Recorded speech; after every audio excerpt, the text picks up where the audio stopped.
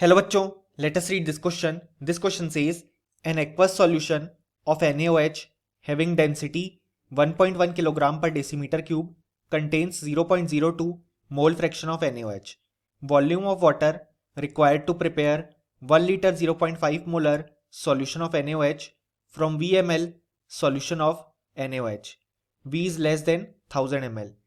और हमारे ऑप्शंस हैं option A 336 ml, option B 118 ml, option C 653 ml and option D 580 ml. So हमें इस क्वेश्चन में aqueous solution of NaOH given है जिसकी डेंसिटी है 1.1 किलोग्राम पर डेसीमीटर क्यूब और उसमें 0.02 मोल फ्रैक्शन ऑफ NaOH प्रेजेंट है. सो हमसे क्वेश्चन में पूछा गया है कि अगर हमें 1 लीटर 0.5 मोलर सॉल्यूशन बनाना है NaOH का from the given VML solution of NaOH, यानी कि जो NaOH सॉल्यूशन गिवन है उसका हम अगर VML लेंगे तो उससे जो 1 litre 0.5 molar solution of NaOH prepare होगा उसके लिए कितना वॉल्यूम ऑफ वाटर हमें चाहिए होगा. सो इस क्वेश्चन को सॉल्व करने के लिए हमें जो की कॉन्सेप्ट रिक्वायर्ड है वो है कॉन्सेप्ट ऑफ कंसंट्रेशन टर्म्स. सो यहाँ पे अगर हम देखें तो हमारे पास जो मोल फ्रैक्शन ऑफ NaOH जिसको हम XNaOH से रिप्रेजेंट करेंगे वो गिवन है 0.02, यानी कि मोल फ्रैक्शन ऑफ वाटर हो जाएगा हमारे पास 0.98, क्योंकि हम जानते हैं mole fraction of NaOH plus mole fraction of water equal to 1 होगा. और इस सॉल्यूशन में हमारे पास NaOH सॉल्यूट है और वाटर सॉल्वेंट है. सो इस तरीके से हमने वाटर का मोल फ्रैक्शन फाइंड आउट किया. अब यहाँ पे हमारे पास जो मोल फ्रैक्शन ऑफ NaOH है उसको हम लिख सकते हैं number of moles of NaOH upon number of moles of NaOH plus number of moles of water. और यहाँ पे जो मोल फ्रैक्शन ऑफ वाटर है उसको हम लिख सकते हैं number of moles of water upon number of moles of NaOH plus number of moles of water. अब अगर हम इन दोनों मोल फ्रैक्शन को डिवाइड करेंगे तो हमें मिलेगा XNaOH upon X water is equal to number of moles of NaOH upon number of moles of water, यानी कि जो रेशियो आएगा मोल फ्रैक्शन का वही रेशियो आएगा नंबर ऑफ मोल्स का. सो यहाँ पे अगर हम देखें तो अगर हम लिखें number of moles of NaOH तो वो हो जाएंगे हमारे पास 0.02. सो जो मास ऑफ NaOH हो जाएगा सॉल्यूशन में हो जाएगा 0.02 मल्टीप्लाइड बाय 40 ग्राम, क्योंकि 40 ग्राम होता है मोलर मास ऑफ NaOH. सो इसकी वैल्यू आ जाएगी 0.8 ग्राम.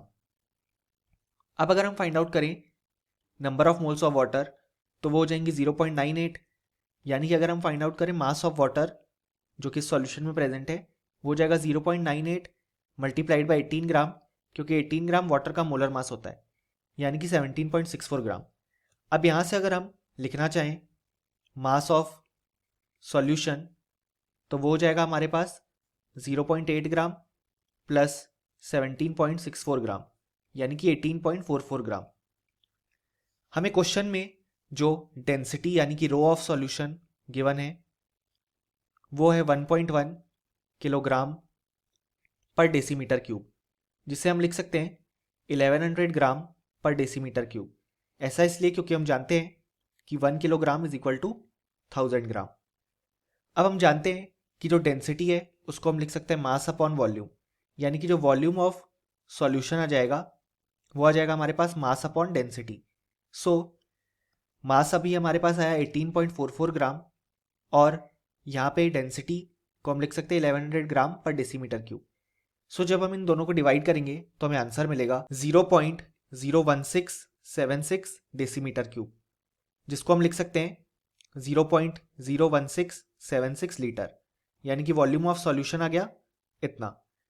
ऐसा इसलिए क्योंकि हम जानते हैं कि 1 डेसीमीटर क्यूब को हम 1 लीटर के बराबर लिख सकते हैं. सो हमारे पास वॉल्यूम ऑफ सॉल्यूशन आ चुका है.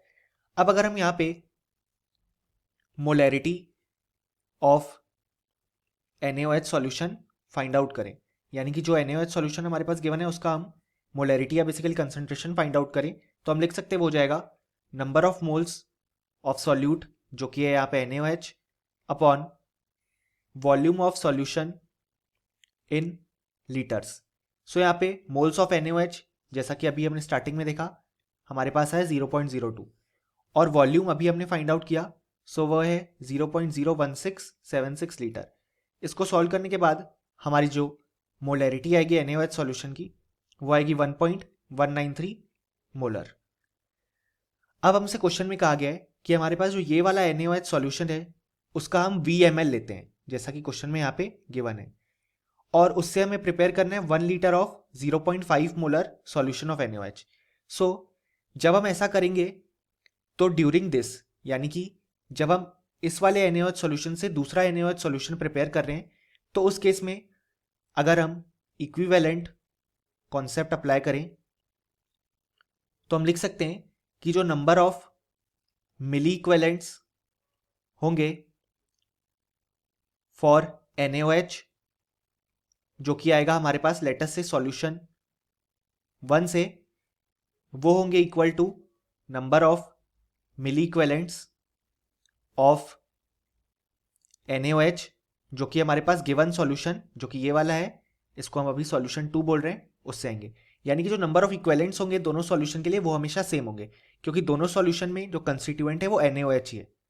अब अगर हम लिखें यहाँ पे सॉल्यूशन 1 के लिए मिली इक्विवेलेंट्स, तो वो हो जाएगा m1 इंटू V1, यानी कि जो मोलैरिटी है गिवन और उसका वॉल्यूम, और सॉल्यूशन 2 के लिए m2 इंटू V2। सो यहाँ पे क्वेश्चन में हमें जो मोलैरिटी गिवन है वो है 0.5 मोलर और वॉल्यूम है 1 लीटर, यानी कि 1000 ml। अब यहाँ पे m2 वो हो जाएगी जो कि हमने यहाँ पे फाइंड आउट की। सो ये है 1.193 मोलर मल्टीप्लाइड बाय V2। अब अगर हम यहाँ पे V2 को फाइंड आउट करें तो वो हो जाएगा 0.5 इंटू 1000 डिवाइडेड बाय 1.193 ml।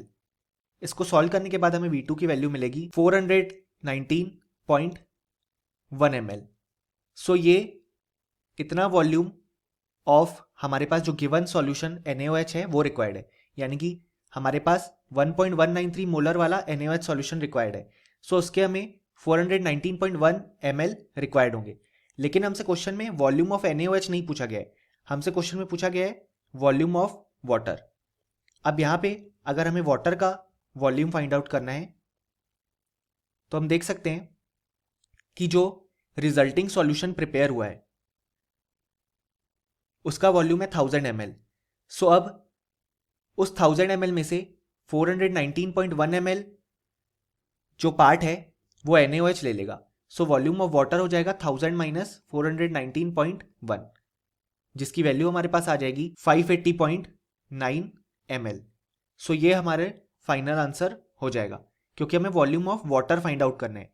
अब हमें सॉल्यूशन प्रिपेयर करना है 1000 ml का। सो उसके लिए हमें ये जो गिवन सॉल्यूशन है NaOH का जिसकी मोलैरिटी 1.193 मोलर आई, उसका अभी हमने देखा कि 419.1 ml रिक्वायर्ड है, यानी कि जब हम 1000 ml का ये न्यू सॉल्यूशन प्रिपेयर करेंगे सो उसमें 419.1 ml NaOH ले लेगा। सो बचा हुआ अमाउंट वाटर के लिए हो जाएगा।